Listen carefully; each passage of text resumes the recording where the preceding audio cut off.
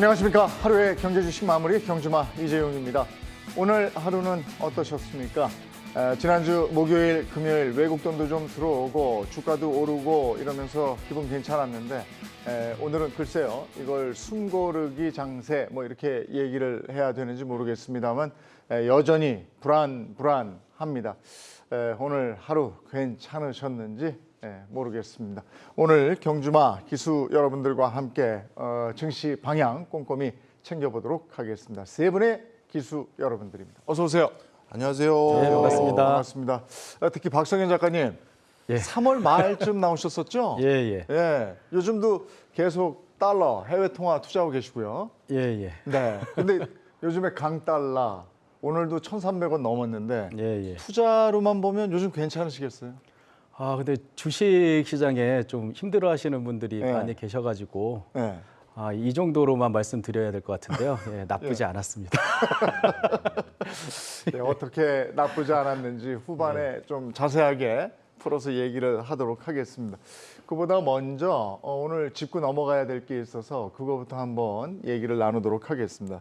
새로 취임한 김주현 금융위원장 멘트가 화제가 된 부분들이 있어서 금산분리 규제에 대해서 조정을 하겠다 이런 얘기인데 금산분리 참 이게 굉장히 이슈가 된 거는 참 오랜만인 것 같아요. 맞습니다. 네. 우리나라에서는 당연히 디폴트라고 받아들이고 네. 한 번도 건드리지 않았던 즉 산업 자본이 금융을 소유할 수 없게 한다라는 이 분리의 원칙을 처음으로 다시 재수정할 수도 있다라는 가능성을 언급하신 건데요.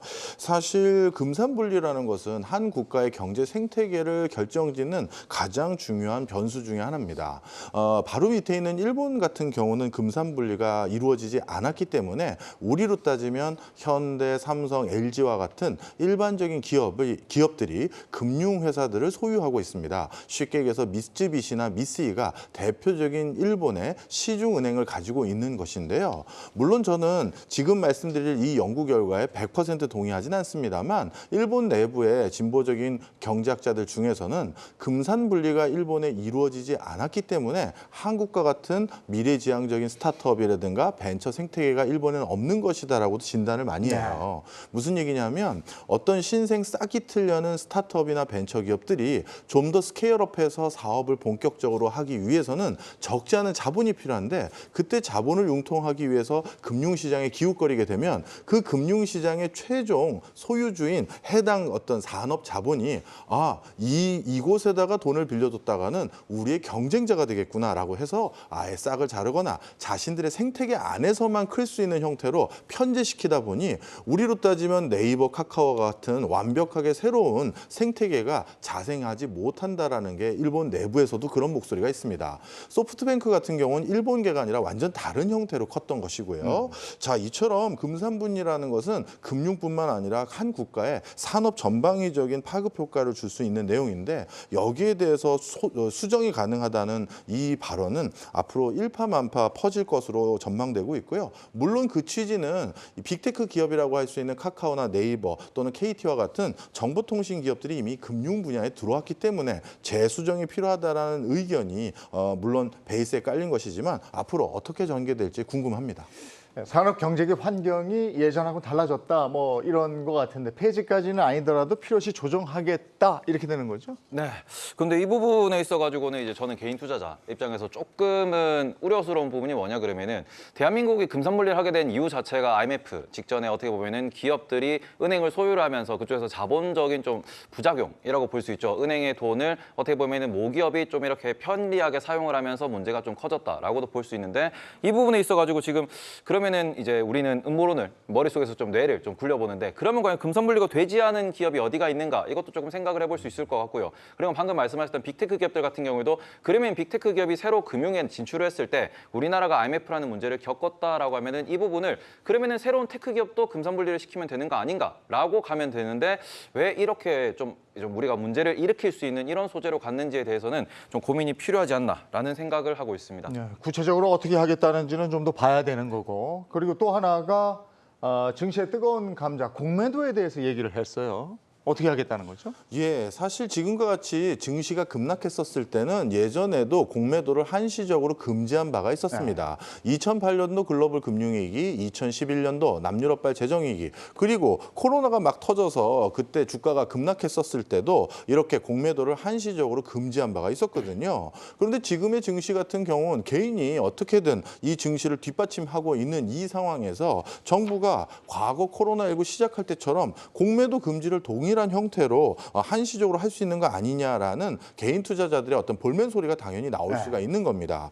특히 코로나19가 막 터졌을 그 즈음에는요. 증시 부양 자금이라고 해서 별도의 10조 원 정도의 펀드를 국가에서 조성해서 이걸 자산운용사들에게 나눠주고 증시를 부양하는 데 지원하기도 했었습니다. 근데 지금은 이렇게 많은 개인 투자자들이 우리나라 증시를 떠받치고 있는데 그런 부양 자금으로 인한 증시 부양 효과라든가 이런 것들이 전혀 없다 보니까 지금 이 부분에 대해서 여러 가지 갑론을박이 전개되고 있는 상황입니다. 공매도가 금지됐을 경우에 그럼 우리 증시 어떻게 될까요? 근데 개인적으로 그 부분은 되게 조심스럽다라고 생각을 하는데요. 그 공매도 같은 경우에는 저는 항상 사칙 연산에 꼭 필요한 하나의 좀 부호다. 라고 말씀을 드리는 편입니다. 이게 왜 그러냐고 하면 우리는 이제 증시라는 것이 한국 시장에만 열려 있는 게 아니고 글로벌 자금이 동시에 운용되고 글로벌 스탠다드라는 것에 한해 가지고 움직이는 이런 시스템적 특성을 갖고 있습니다. 그런데 우리나라 같은 경우에는 최근에 이제 MSCI에서 선진국에 들어가니 많이 이런 얘기도 조금 언급이 됐었을 만큼 어떻게 보면 시스템에 의존하는 부분이 상당히 많은 편입니다. 그런데 만약에 우리나라가 또 한 번 공매도 금지를 우리나라만 한다면 이건 또 문제가 될 수 있다고 볼 수 있는 부분인데 방금 2020년도에 코로나 때 공매도가 금지됐다라는 이야기를 전해주셨습니다. 근데 그 부분 같은 경우에는 2020년도에는 우리나라를 포함한 많은 국가들이 이제 자국 내의 경제적 리스크를 감안해가지고 한시적으로 공매도를 금지한다라는 걸 동시에 펼칠 만큼 글로벌 위기였습니다. 근데 지금 우리나라 같은 경우에는 미국 증시도 물론 급락을 하고 있지만 한국 같은 경우에는 반도체 시황이 안 좋다는 이유로 그리고는 달러가 너무 강하면서 원화, 특히 신흥국 통화가 불안하다는 이유로 좀 매도가 발생을 하고 있는데 이게 어떻게 보면 부채 위기나 아니면 노동 시장의 이제 불균형, 이제 많은 대량의 실업자가 나올 수 있는 이러한 리스크로 번지는 게 아니다라고 했을 때 지금 공매도 카드를 꺼내는 것은 조금은 과하지 않나라는 생각을 하고 있습니다. 그리고 공매도를 금지한다라고 해가지고 굳이 주가가 안 빠지냐라고 봤을 때는 공매도 같은 경우에는 정의상으로는 이제 호가를 밀어내리면서 매도라는 말 그대로 주가를 하락시킬 수 있는 그런 방식은 아닙니다. 그 외에 이제 오히려 더 CFT를 이용한 매도라든지 아니면 선물을 통해서 매도를 잡아놓고 이제 주식을 집어 던지는 이런 행동들이 주가를 밀어내리는 행동이 될 수 있기 때문에 굳이 공매도를 금지한다라는 게 주가를 끌어올릴 수 있다라는 것은 어떻게 보면 개인 투자자들의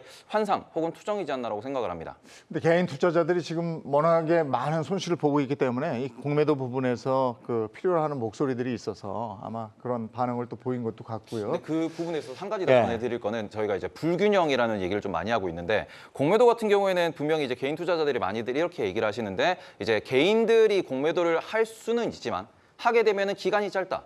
그리고는 이제 기관들 같은 경우에는 공매도를 무한정 길게 할 수 있지 않냐 이런 것들에 있어가지고 개인이 하는 공매도와 기관이 하는 공매도에 대해서 균형을 맞춰줘야 된다. 그러니까 기울어진 운동장 얘기를 하니까. 제도적인 문제가 있다라는 부분 그리고 특히 우리나라 같은 경우는 아직까지 100% 전산화가 되지 않았다라는 이런 부분에 있어가지고 우리가 이제 무차익 공매도라는 부분도 많이들 언급을 해주시니까 이런 부분에 있어가지고 제도적인 이제 좀 보완 을 하겠다라는 것은 우리가 좀 이렇게 좀 해주세요라고 해야 되지 않나. 그 정도는 좀 짚어주셨으면 좋겠습니다. 박 작가님도 요즘 같은 달러 강세면 그걸 예, 좀 예. 이제 원화로 좀 바꿔서 국내 예, 주식에 투자하고 이렇게 하시죠? 예. 예, 요즘은 어떻습니까, 그러면? 뭐 많이 올랐으니까 팔았고요. 예, 판 걸로 예, 주식들 좋은 것들 싸게 된 것들 많으니까 사고 있어요. 예, 그럼 한 1,300원대 정도에서 좀 예. 뭐 이를테면 수익 실현을 해서 원화로 해서 예, 예. 국내 주식을 사는데 예, 예. 국내 주식이 지금 많이 떨어져 있으니까 예, 예. 이럴 때 들어가면 또 괜찮고 뭐 이런 식이네요. 그렇죠. 뭐 팔아야 될 때가 있고 살 때가 있다면 네. 달러는 팔아야 될 때라고 생각을 하고요. 주식은 이제 사야 될 때라고 생각해서 네. 이제 수익 실현을 했죠. 저는 네. 싸게 산 달러들을 팔아가지고 지금 이제 싸진 네. 주식을 사서 모으고 있습니다. 달러의 밑에 하방하고 위쪽하고 예, 그거 예. 어떻게 보십니까? 이렇게 박스권에서 왔다 갔다 사고 팔고 하시잖아요. 예, 저는 한 1,200원 기준으로 해서 네. 이제 초보자분들이라면 그 이하에서 사서 그 이상이 됐을 때 이제 분할 매수, 분할 매도로 접근하시면 네. 좋다라고 생각을 하거든요. 네. 예, 근데 지금은 이제 1,300원 오늘 돌파했죠. 예. 예, 저는 오늘도 팔았어요. 아.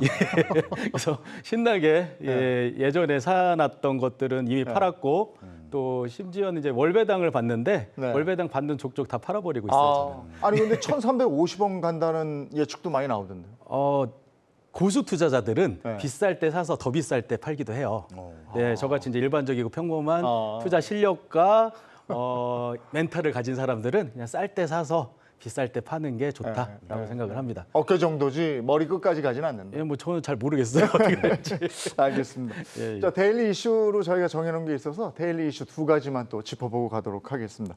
현대 기아차 관련이에요. 요즘 악재가 많아서 이게 어떻게 될까 했는데 주가 괜찮았죠? 예, 맞습니다. 실질적으로 실적 전망치보다 높은 실적이 나올 것으로 네. 전망되면서 이렇게 현대 기아차에 대한 어떤 어닝 서프라이즈 기대감 때문에 좋은 것 같습니다. 근데 최근 코로나19로 전 세계적으로 극심한 경기 침체가 우려되는 상황 속에서도 특이한 점은 새로운 자동차에 대한 수요는 크게 줄지 않다라는 것이 하나 이례적입니다. 그것과 함께 또 한 가지 주목해야 될 것은 사실 기존의 화석 연료를 기반으로 한 자동차 시장에서는 사실 현대자동차가 후발주자였습니다. 그러다 보니까 세계적인 명차 브랜드와 그렇지 않은 자동차 시장 이런 과정에서 현대차는 당연히 후자에 속해 있었거든요. 그런데 코로나19와 함께 자동차를 구매하는 새로운 기준점이 하나 생겼습니다. 독일 명차와 그렇지 않은 차가 아니라 전기차를 살까 전기차 아닌 걸 살까라는 새로운 판단의 기준이 생겨버린 겁니다.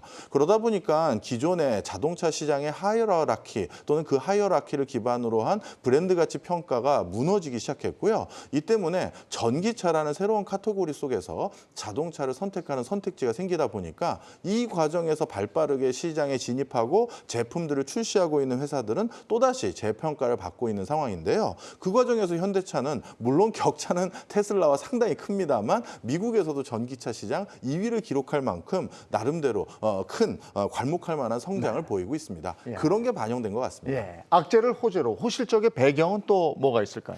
호실적 같은 경우에는 지금 아무래도 이제 첫 번째는 반도체 수급 때문에 반도체가 많이 공급이 되지 않다 보니까 비싼 차량을 많이 만들고 그것 때문에 이제 좀 많은 이익을 거두고 있다라는 부분을 짚을 수 있고요. 그리고 환율 효과가 좀 컸다라는 보고서가 오늘 발표가 됐습니다. 네. 현대차 같은 경우에는 환율 효과로 인해 가지고 4,700억의 초과 이익을 거두었다라는 얘기가 나오고 기아 같은 경우에도 3,108억 정도의 환율 효과를 입었다라는 보고서가 나와 있는 상황입니다. 그리고 이게 2분기 기준으로는 평균 환율이 1,261원으로 적용을 했을 때 이렇게 나오는 거고 이렇게 보면은 3분기에도 또 한 번 어닝 서프라이즈가 나올 수 있다라는 부분을 볼 수 있기 때문에 이 부분은 어떻게 보면은 자동차 업종이 실제로 이제 코로나 때문에 거리두기를 하니까 개인의 차량이 필요했다. 그리고는 내연기관에서 전기차로 넘어가면서 차량 수요가 더 늘어났다. 이런 부분들로 인해 가지고 실적이 잘 나오고 차가 판매가 잘 됐다라는 부분이 플러스 요인이지 않았나라는 생각을 하고 있습니다. 강달러 때는 역시 아무래도 수출 기업들이 괜찮잖아요. 그러면 이렇게 달러가 강할 때 조금 수익 실현을 해서 원화 가지고 주식 들어갈 때 이렇게 현대 기아차 같은 거 담으십니까? 현대차를 얼마 전에도 샀고요. 예, 그 환율이 고환율 상황에서는 네. 우리나라 입장에서 이제 수출 기업들의 수출 경쟁력이 말씀하셨던 것처럼 높아지잖아요. 네. 그러면 이제 앞으로 주가도 올라갈 가능성이 이제 높아졌다라고 보여지고 그렇게 된다면 이제 외국인들도 빠져나갔다가 네. 이제 앞으로 이제 실적도 좋아지고 주가도 오르겠네라고 생각을 해서 들어오기 시작할 거예요. 그러면은 그때는 원화가 필요하잖아요. 우리나라 주식에 투자를 하려면. 그럼 원화 강세가 연출이 되고 자연스럽게 환율은 떨어질 거예요.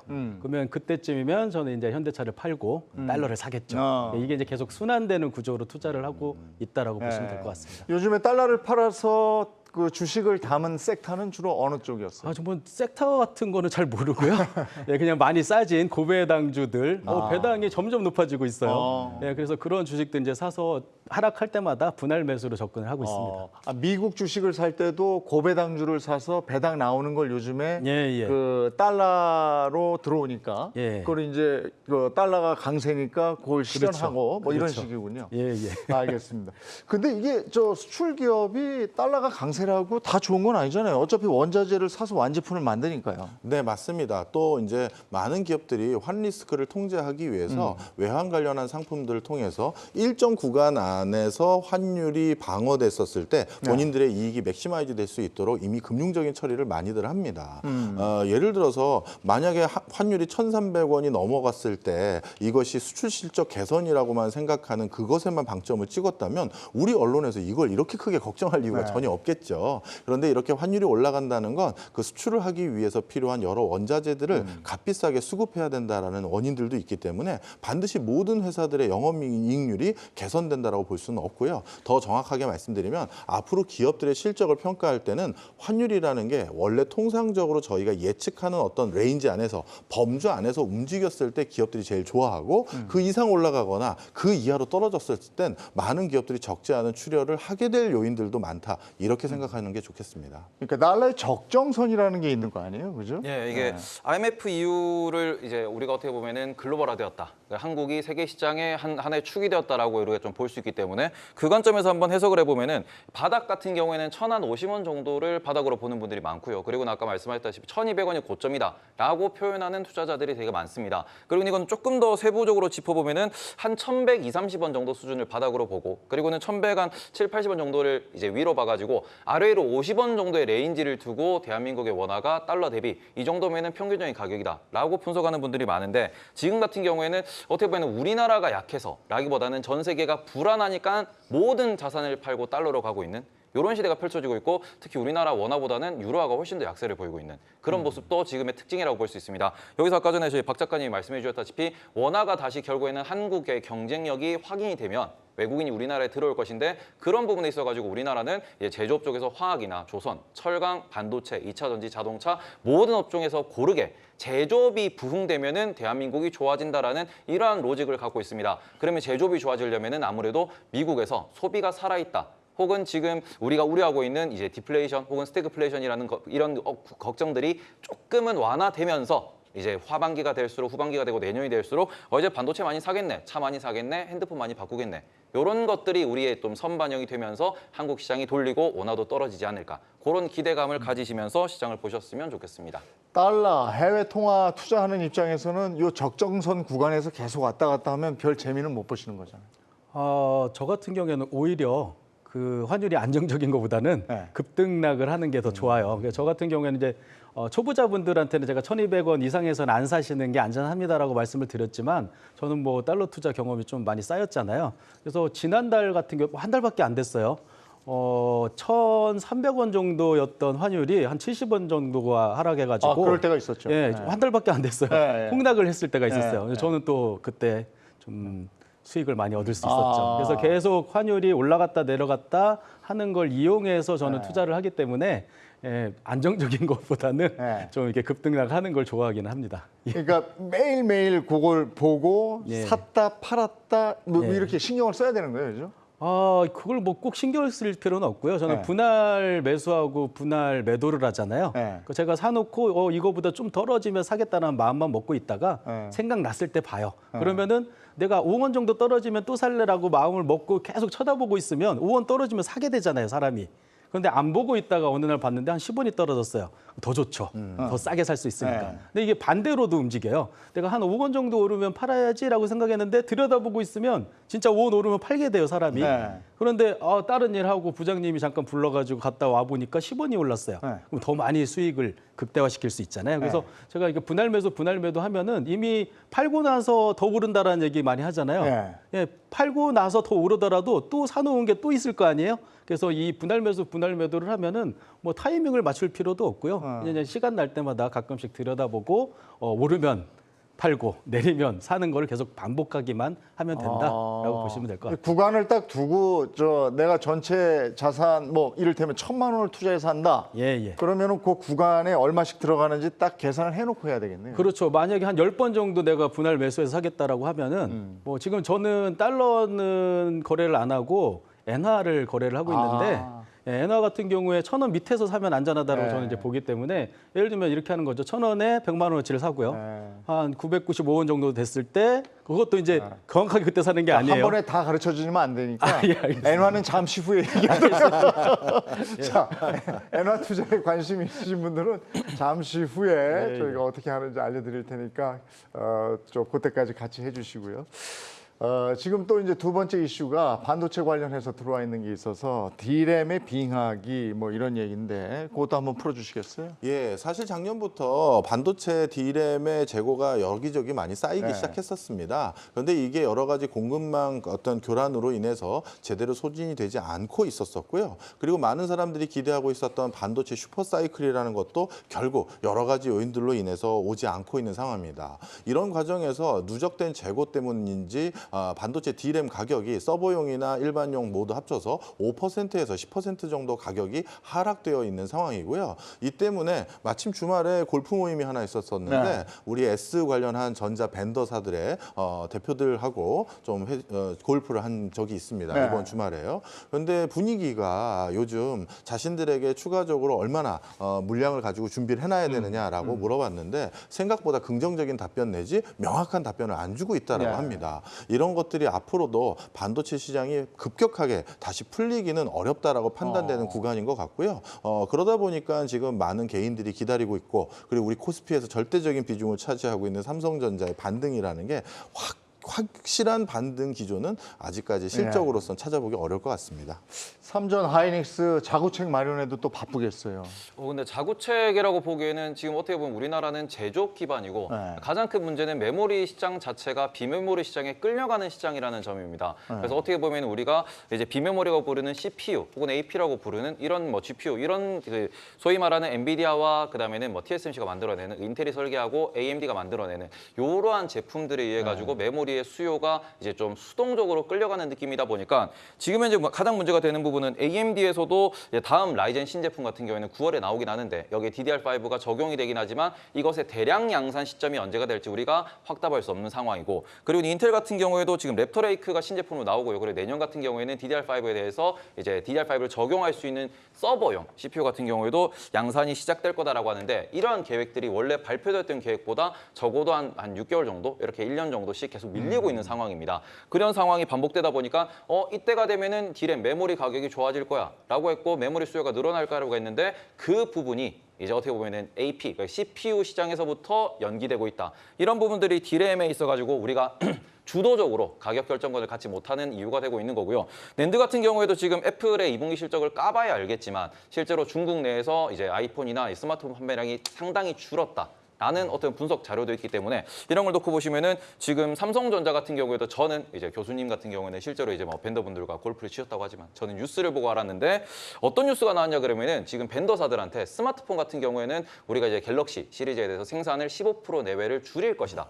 라는 얘기가 지금 2020년도 하반기 전망으로 나와 있습니다. 말 그대로 스마트폰 시장이 안 좋다 했는데 실제로 삼성전자가 재고 관리를 하고 감산을 하겠다. 어떻게 보면 생산량을 조절하겠다라는 얘기가 나온 상황이다 보니까 D램이 됐든 낸드가 됐든 스마트폰이 안 팔리고 PC가 안 팔리고 그리고 CPU의 다음 세대로의 체인지 교체가 일어나지 않고 있다는 점이 지금 어떻게 보면은 방금 말씀하셨다시피 바닥을 찍은 거는 어느 정도 보이는데 이래서 우리가 선반영이라고 하면서 지금은 삼성전자 하이닉스가 살만한 주가에 온 건 알겠는데 그래서 언제 올라가냐라는 질문을 했을 때는 그거는 아직은 조금 기다려봐야 될 것 같다라는 게 어떻게 보면 업계의 시각이다라는 점을 인지하면서 투자를 하셨으면 좋겠습니다. 박 작가님도 삼전이나 하이닉스 담고 있는지 담았다면 언제 담으셨는지 이 부분도 궁금하네요. 삼성전자를 항상 보유하고 있었고요. 네. 저는 이제 하락할 때마다 추가 매수를 하다 보니까 제가 한 5번째 추가 매수가 지난주 정도에 있었는데 5번째 산 거는 수익 실현을 이미 했어요. 네. 그리고 이제 좀 기다리고 있는 상황이고요. 얼마 전에 삼전 개인들이 막 팔더니 그때 파신 분 중에 한 분이시군요. 근데 분할 매도인 거죠. 네. 5번을 나누어 샀는데 네. 마지막 5번째만 팔았으니까 네. 저는 이제 올라도 좋고요. 당연히 내려가면 또 5번째 매수해서 또 수익 실현을 하려고 마음 먹고 있죠. 근데 좀 그런 것 같아요. 1,200원대쯤까지도 그 달러를 샀다고 하셨으니까 예, 예. 1,300원쯤에 지금 매도를 해서 그걸로 우리 주식에 들어갔다면 예. 주식이 더 떨어진 다음에 들어갔으니까 큰 손실은 없으셨겠네. 그렇죠. 이게 현금 비중이 중요하다는 말씀 많이 하시는데 네. 달러 투자를 같이 하게 되면 비자발적인 현금 비중이 만들어져요. 그래서 저가 만약에 그냥 달러 투자 안 하고 현금만 들고 있었다면 일찍 들어갔을 거예요. 그런데 달러가 오르기만을 기다리고 있다가 수익 실현을 점차적으로 하고 있는데 보니까 주가가 점점 떨어지더니 저는 한 2억 원 정도 이제 공개 투자를 하고 있어요. 다 보여주는. 예. 그거 같은 경우에는 한 달 전까지만 해도 네. 현금 비중이 50%에 육박했었어요. 어. 그러니까 이제 좀 현금 비중이 많이 평소에도 많이 확보되고 네. 줄어드는 것도 좀 많이 느리게 진행이 되죠. 근데 이제 안타깝게도 지난주에 올인을 했습니다. 예, 다 들어가 있어요, 지금. 아, 그래요? 네, 그래서 지금은 좀 주가가 오르기를 어. 바라고 있는 상황인데 당연히 올인을 한 이후에도 또 살짝 오르면 추가 수익 실현하거든요. 네. 그래서 지금 뭐 2억 원 중에 한 1,000만 원 정도 또 수익 실현하고 예, 나머지는 이제 주식에 들어있는 상태라고 보시면 돼요. 올인을 한 이유는 이제 주가가 바닥이라고 난 바닥을 확인했어 이게 아니고 예. 달러가 워낙에 강세니까 이걸 팔아서 그렇죠. 자연스럽게 사다 보니까 이렇게 예, 예. 들어가지는. 바닥은 저는 일도 모르고요. 네. 예, 제가 그 11월 정도 되면 이제 증액을 공개 투자하니까 이제 약속을 네, 해야 되잖아요. 네. 한없이 넣을 수는 없으니까. 네. 그때까지 11월에 이제 제가 1억 원을 증액하기로 했는데 네. 그때까지 올라도 좋고요. 떨어져도 나쁘지 않을 것 같아요. 증액한 네. 걸 또 넣으면 되니까. 네. 그래서 이렇게 좀 마음 편한 투자를 하고 있다라고 보시면 될 것 같아요. 그러니까 주식만 이렇게 해서 올인하는 게 아니고 이렇게 예. 같이 하니까 왔다 갔다 하면서 그 장점만 그렇죠. 추릴 수 있는 예. 그런 게 있네요. 예, 예. 이따 단점도 좀 얘기해 주세요. 장점만 있는 건 아닐 거 아니에요. 예, 예. 자, 삼전 얘기를 조금 더 해보면 어쨌든 지난주 목요일, 금요일에 외인들이 좀 담았단 말이에요. 그래서 자 이제 그만 팔고 좀 들어오나 이런 느낌이었는데 어떻게 보십니까? 예, 사실 외인들이 들어올 때도 된 게 이렇게 외인 비중이 국내 증시에서 네. 낮았던 적은 참 드뭅니다. 예전에 글로벌 금융위기 당시에 외인 비중이 전체에서 한 25% 조금 넘는 수준까지 낮아진 적이 가장 낮았던 시점 중에 하나인데요. 그런데 요즘 어떻게 됐느냐? 최근 들어서 외국인 비중이 30% 밑돌더니만 가장 최근에는 26.4%까지 급락한 상황입니다. 아무리 한국 경제에 대해서 뭐 신흥국으로 분류된다 하더라도 국채 시장이라든가 채권 시장을 봤었을 때 한국 시장에 대해서 외인들이 펀더멘탈에 대한 믿음은 공고하고 확고하다는 걸 이미 알고 있었고, 그리고 그 과정에서 삼성전자와 같은 것은 결국 우리나라 펀더멘탈을 대표하는 민간 부분의 영역이거든요. 따라서 이런 상황에서 이렇게 낮아졌기 때문에 외인은 다시 한번 들어올 수 있는 여지가 충분히 있다고 생각했었는데, 저는 그런 흐름 속에서 이렇게 밸류가 낮아진 삼성전자에 조금씩 분할 매수로 우리 박 작가님처럼 조금씩 담는 분들이 생긴 게 아닌가 생각이 듭니다. 박 작가님은 그 와중에 이제 수익 실현을 좀 했다 이렇게 얘기를 하셨어요. 근데 지난 목요일, 금요일 보니까 외인들이 들어오니까 우리 개인들이 팔고 나가시는 분들이 있더라고요. 과연 박 작가님처럼 수익 실현을 하고 떠난 건지 아니면 질려서 나가버린 건지 그걸 모르겠더라고요. 근데 이 부분은 어떻게 보면은 제 관점에서 말씀을 드리면은 이런 해석은 이제 주식 투자에 전혀 좀 도움이 안 된다라고 항상 말씀을 드리는데, 왜 그러냐 그러면은 어떻게 보면은 외국인들이 항상 우리나라를 팔았다, 외국인들이 우리나라를 샀다, 외국인이 우리나라의 증시를 움직이는 주체다라고 표현하는 이유는 그만큼 외국인들이 한쪽 방향으로 물량을 담거나 팔 때 그 규모가 크기 때문입니다.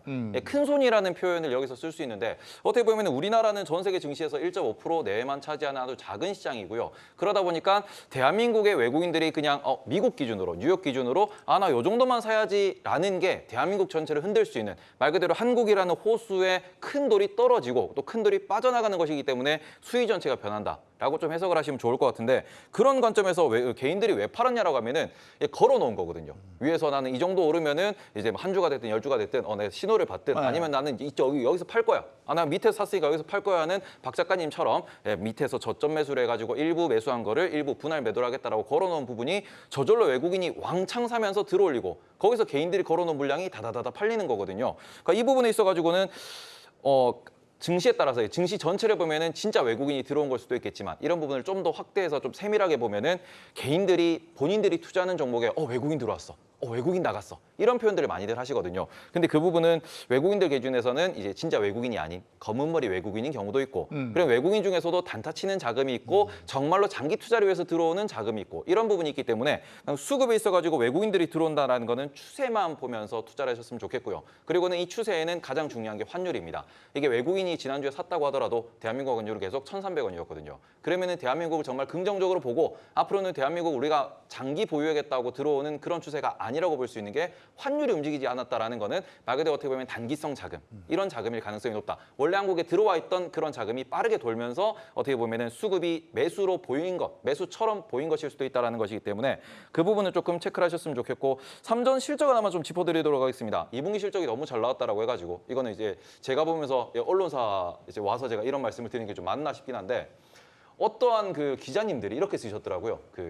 한국 시장, 삼성전자가 전 세계를 들어올렸다. 지난주 헤드라인이었습니다.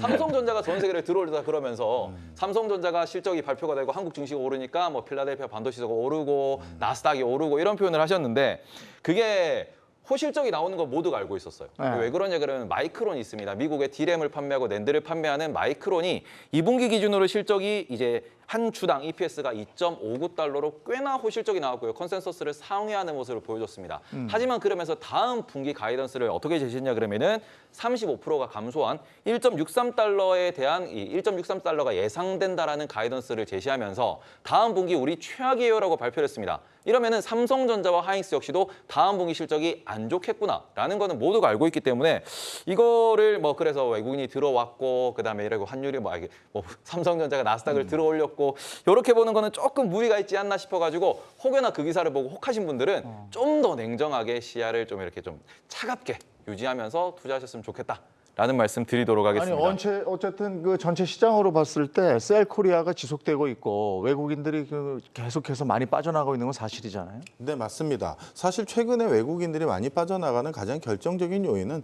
뭐 첫째도 둘째도 환율인 것 같습니다. 이렇게 러시아 우크라이나 사태가 악화되고 나서도요. 사실 국내 채권 시장에는 외국인들이 지속적으로 매수세를 보이긴 했었습니다. 근데 최근 들어서 채권마저도 외국인들이 빠져나가는 가장 큰 이유는 환율을 국가에서 일정 수준 이하에서 방어하는데 더욱더 그 선이 이제 어떻게 보면 물러나다 보니까 1,300원 가까이까지 올라가다 보니까 그대로 한국 시장에 투자했었을 경우 환차손이 분명히 드러나기 때문에 이런 과정에서 당연히 단기적으로 주식 또는 채권에서 빠져나간 것으로 보이고요. 단 삼성전자는 너무 많이 빠졌거든요. 바로 그런 것들 때문에 저는 분할 매수 중에 한 타이밍으로 보고 있습니다. 네. 박 작가님이 보기에는 왜 외인들이 이렇게 빠져나가는 것 같으세요? 잘 모르겠고요. 저는 이제 예측을 하는 투자는 못 하고요. 네. 할 줄 모르고 네. 대응만 해요. 그래서 뭐 떨어지면 더 사고요. 네. 오르면 수익 실현하고 이것만 계속 하고 있어요. 이게 복잡하게 계산하지 않는다. 네, 잘 몰라요. 나는 내가 기준을 딱 가지고 투자 원칙이 있는데 예. 오르면 팔고 예. 내려가면 산다. 예, 나누어서. 네, 나누어서. 아, 근데 반드시 시장은 그렇게 반응하더라. 예, 뭐 지금까지는 제가 뭐 잘 해왔으니까요. 앞으로도 그럴 것 같아요. 예. 예.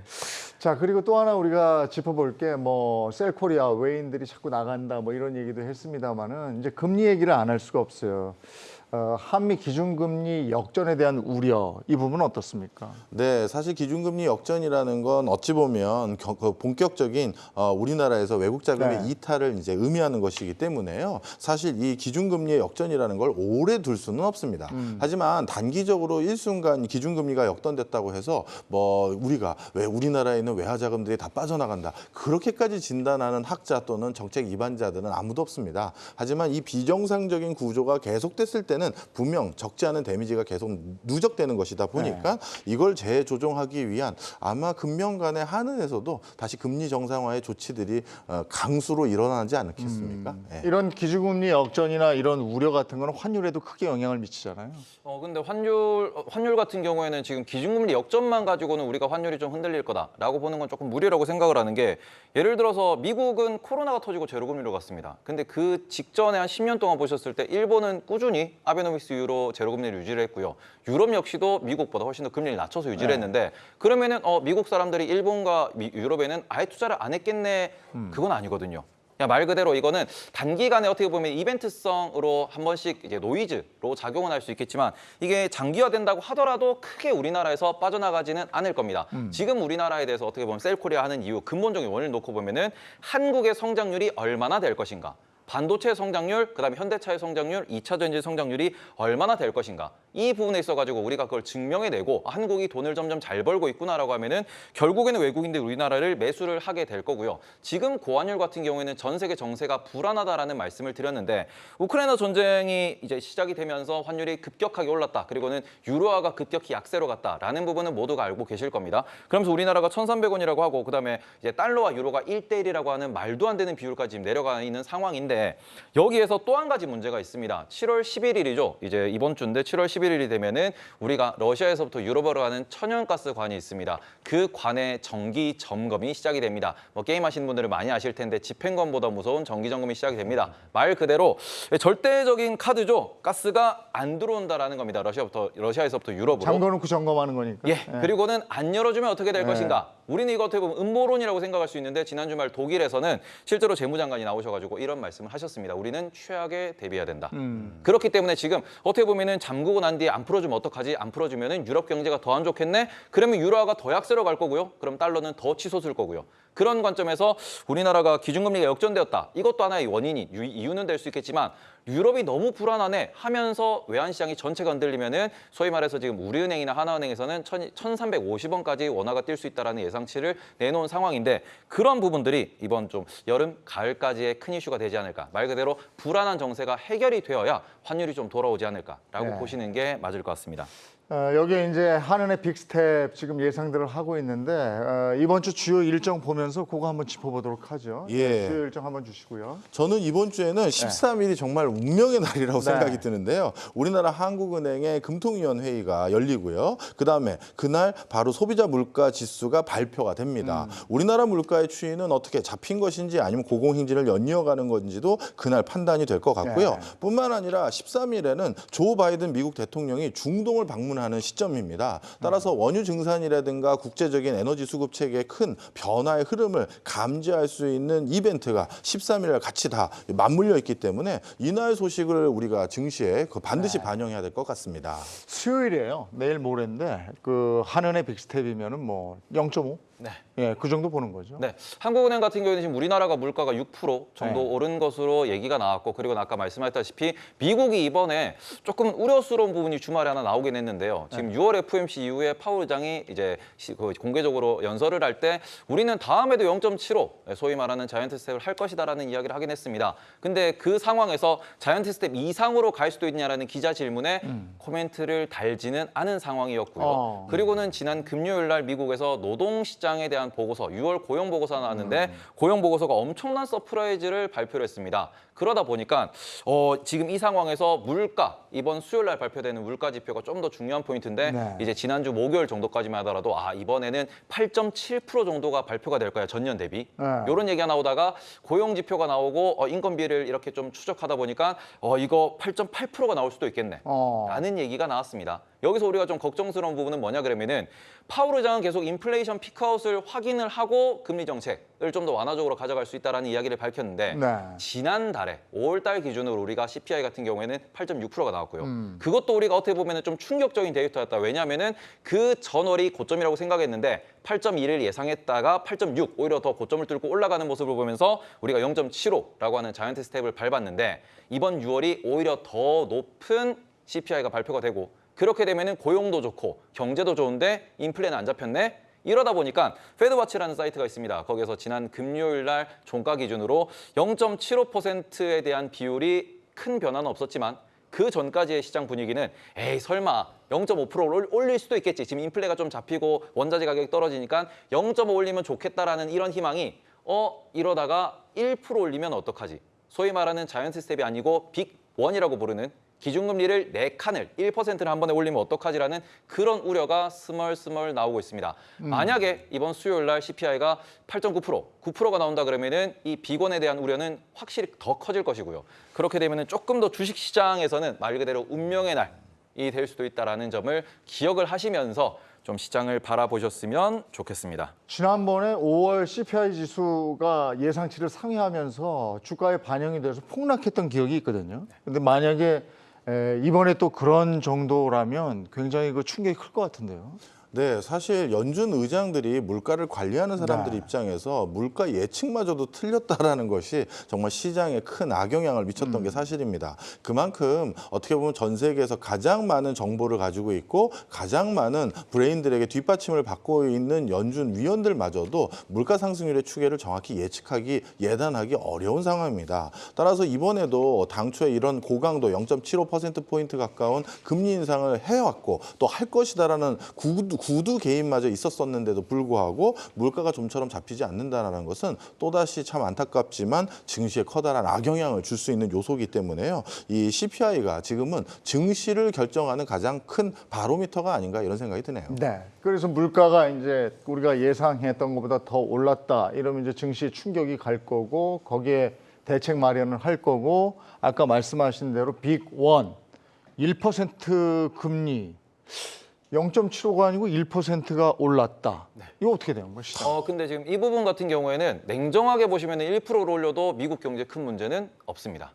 다른 나라는 어떡합니까? 다른 나라. 그 부분에 있어가지고 IMF 쪽에서도 다른 나라들이 부채가 터질 수 있다. 네. 지금 실제로 신흥국, 특히 신흥국 중에서도 경제 수준이 낮은 국가 같은 경우에는 지금도 위험한데 G2N이라고 하는 잘 사는 국가들은 기준금리를 막 이렇게 공격적으로 올리고 있으니까 글로벌 부채 위기가 심화되고 있다. 이런 보고서를 주말에 내기도 했습니다. 그런데 미국을 기준으로 말씀을 드리면은 지금 현재 미국의 기준금리는 1.5에서 1.75입니다.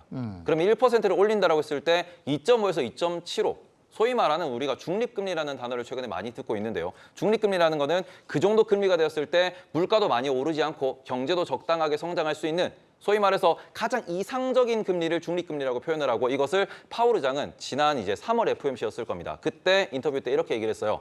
제가 생각하는 중립금리는 2에서 3%입니다. 그러니까 말 그대로 지금 현재 미국 기준금리를 1%를 올린다고 하더라도 2.5에서 2.75 수준의 기준금리 레벨이기 때문에 파월 의장이 얘기한 혹은 연준이 얘기한 중립금리 수준 내에 있기 때문에 이 정도 수준이라면 충분히 가능성이 없는 건 아니다. 그러니까 오히려 시장에서는 경제가 너무 좋은데 인플레이션이 안 잡히네. 그러면 정말로 인플레이션에 대해서 협박이라는 표현으로 이제 받아들일 수도 있는데 그 정도로 무섭게 금리를 한번 올리면은 인플레가 빨리 꺾이고 오히려 그 상황에서 연말에는 기준금리를 안 건드려도 되겠구나. 그러니까 말 그대로 이제 초장에 확 잡아놓고 가자라는 이런 전략을 좀 더 전략적으로 구사할 수도 있다라는 공포가 지난 주말에 시장에 나왔고요. 이 부분은 이번 주 수요일 이제 목요일 새벽입니다. 그때 이제 미국 시장에 반영되는 미국 시장의 흐름 자체가 이제 7월 말까지의 7월 FOMC까지의 주가 방향성을 결정하는 하나의 포인트가 된다라고 보시는 게 좋을 것 같습니다. 미국이 뭐 다른 나라 뭐 다 사정 봐주고 이럴 겨를은 없겠습니다만은 그렇게 0.75에 이어서 1%까지 올려버리고 막 이러면 개도국은 태풍 부는 거 아닙니까? 맞습니다. 사실 그 국제 경제를 진단하는 분들 중에서 달러라는 것들 그리고 미국이 물가를 잡는 대표적인 방법으로 개도국들을 희생으로 삼고 있다는 건 오래전부터 지적이 되어 왔던 것이거든요. 개도국들 입장에서는 생필품을 자체적으로 생산하거나 수급하기 어려운 상황에서 기초 공산품이라든가 많은 원자재를 외국으로부터 수입해 와야 되는데 달러가 강세라는 것은 당연히 개도국 입장에서는 더 큰 물가 상승 압박 요인으로 작용하는 것이 사실입니다. 그래서 미국은 미국 내의 물가 상승을 잠재우기 위해서 개도국의 물가 상승을 대가로 지급한다라는 의견들이 많고요. 그 과정에서 최근 하이퍼 인플레이션에 준하는 물가 상승률을 보이는 국가들이 전 세계적으로 여기저기 나타나기 시작했습니다. 이집트, 튀니지, 스리랑카, 그다음에 브라질, 아르헨티나 등에서 이러한 물가 상승률이 지속적으로 나타나는데 그 가장 큰 원인이 바로 강달러 요인으로 평가되고 있습니다. 미국의 강달러는 미국 자체에는 어떤 역할을 합니까? 미국이 뭐 강달러라고 마냥 좋은 건 아니잖아요. 맞습니다. 그런데 이제 이게 좀 독특한 건데요. 지금 전 세계에서 인쇄된 달러 중에서 한 40% 가까이는 미국 밖에 있습니다. 그렇기 때문에 미국 입장에서는 지속적으로 경기를 부양하거나 경기를 뭔가 진흥하기 위해서 달러를 인쇄해서 발행을 해도 반 정도가 외국에서 유통되다 보니까 달러 발행이 굉장히 수월성 있게 됐었습니다. 그 뒤부터는 어떻게 되느냐? 전 세계적으로 자국 화폐에 대한 신뢰성이 많이 깨진 많은 개도국들이 아예 달러를 자국 화폐처럼 이용하는 국가들이 늘어나기 시작했고요. 이것을 달러를 자국 화폐처럼 이용하려면 충분한 달러 유동성이 해당 국가에 공급돼야 되는데 글로벌 금융위기, 남유럽발 재정위기 등등을 통해서 달러가 너무나도 많이 유포되다 보니까 충분히 자국 화폐 대용으로 사용할 수 있는 시장들이 많이 생겼습니다. 따라서 최근 미국 입장에서는 달러를 지속적으로 발행하는 것에 대한 부담감, 즉 약달러로 바뀌는 것에 대한 부담감이 상당히 경감됐는데 지금과 같은 경제 악재 속에서 오히려 강달러가 형성되니까 전 세계적으로 아직까지 많은 사람들이 뭐라고 하냐면 G2가 아니라 아직까지는 미국의 시대가 분명하구나 이렇게들 얘기합니다. 지금 박 작가님이 그 3월 말쯤에 나오셨을 때 달러가 1,210원 근데 지금 나오셨는데 1,300원 넘어서 지금 다시 나오셨단 말이에요. 예, 예. 그때 예측을 하셨습니까? 한 이 정도로 오를 것 같다 이런 느낌이 있었습니까? 전에도 말씀드렸듯이 그 환율 예측은 신의 영역에 있다고 하잖아요. 예. 예, 일도 안 했고요, 못했고요. 지금은 더 못해요. 예, 저는 뭐 내일 당장 1원이 오를지 떨어질지도 모르고 예. 투자를 하는데 이게 이제 어떻게 보면 달러 투자의 강점이라고도 할 수 예. 있는 게 우리 주식 투자 같은 경우에는 뭐 기업을 분석하는 능력이나 뭐 미래를 보는 해안이나 이런 게 있으면 도움이 되잖아요. 예. 또 뭐 종목을 분석하는 분석력도 중요하고. 근데 이 환율 예측은 신의 영역에 있어서 나도 모르지만 너도 몰라요. 예. 하나 얘가 뭐냐면은 한 달 전에 그 70원 정도 폭락했을 때 어떤 일이 있었냐면은 자이언트 스텝이 뭐 진행이 될 것이다라는 막 소문만 무성하다가 실제 가시화가 된 날이었어요. 네. 그래서 그 아침에 제가 새벽에 FOMC 회의 결과를 보고 이거 오르겠네 네. 라고 생각을 했어요. 네. 만약에 제가 내부 정보를 통해서 그 자이언트 스텝이 가시화 됐다는 걸 알았다면 네. 달러를 막 샀겠죠. 근데 저는 모르기 때문에 네. 1,300원 정도는 비싸다라고 생각하고 안 사고 있었거든요. 네. 그런데 그때 70원 이제 오히려 폭락을 했어요. 네. 그때 저는 샀죠. 떨어진 걸 대응만 한 거예요. 그래서 예측을 하지 마시고 그냥 이거는 그 기울어진 운동장이라고 주식은 많이 하잖아요. 네. 안 기울어져 있어요. 공평해요.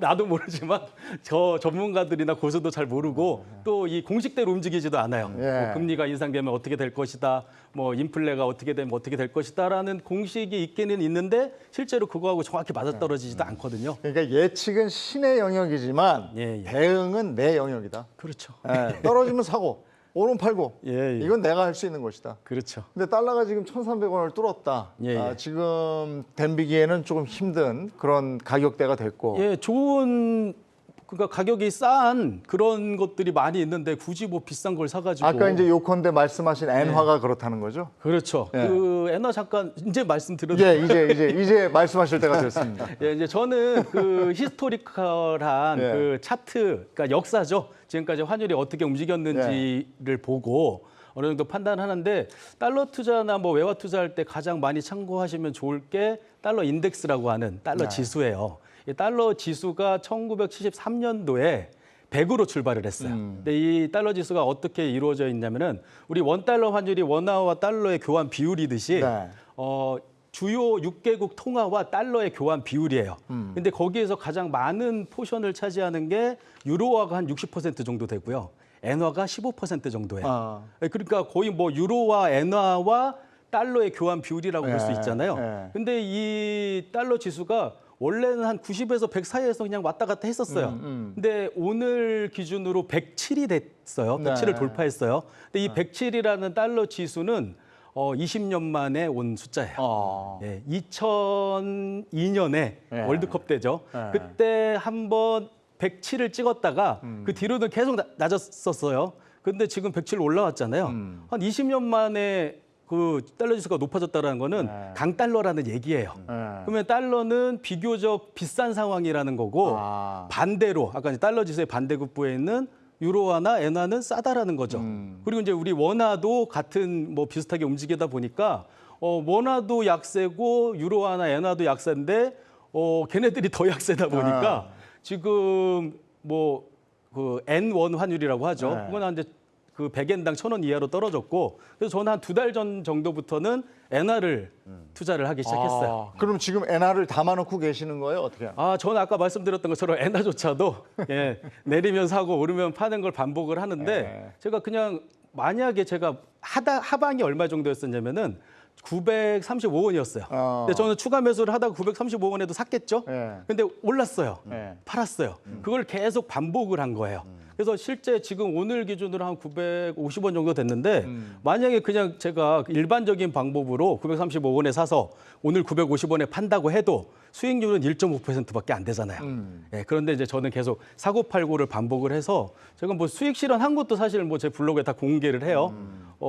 한 2달 동안 1,000만 원 정도 수익을 실현했어요. 예. 그러니까 뭐, 지금 그렇게 하기에는 달러는 부담스럽지만 엔화는 매력적이다. 그리고 지난주에는 유로화도 시작했어요. 유로화. 유로화도 역대급으로 낮아진 상황이라 네. 지금 정도면 뭐 N원 환율이 1,000원 이상은 뭐 언젠가 오르겠지라는 마음으로 하고 뭐 유로화도 제가 이제 투자하면서 만약에 물리면 낮은 가격이라 안전하기도 하지만 물리면 포르쉐나 뭐 에르메스를 사겠다. 그걸 사겠다라는 게 아니라 그 주식을 사겠다. 그렇게 생각하면 된다. 예. 마음 편하게 투자하시면 근데 돼요. 얼마 전에 엔화 한번 1,000원 뭐 이렇게 간 적 있지 않았었어요? 저는 이제 1,000원 이상 아래에서만 이런 거래를 하고 1,000원 이상은 조금 저한테는 이제 싸게 사서 비싸게 파는 게 좀 힘들다라고 판단을 해요. 그래서 제가 2달 전에 이제 엔화 투자 시작해도 될 것 같아요라고 하고 이제 사고 팔고를 막 반복하다가 1,000원 이상으로 올라 버렸던 적이 있었어요. 잠깐. 네. 그때 이제 제가 글을 하나 올렸죠. 엔화는 사요나라.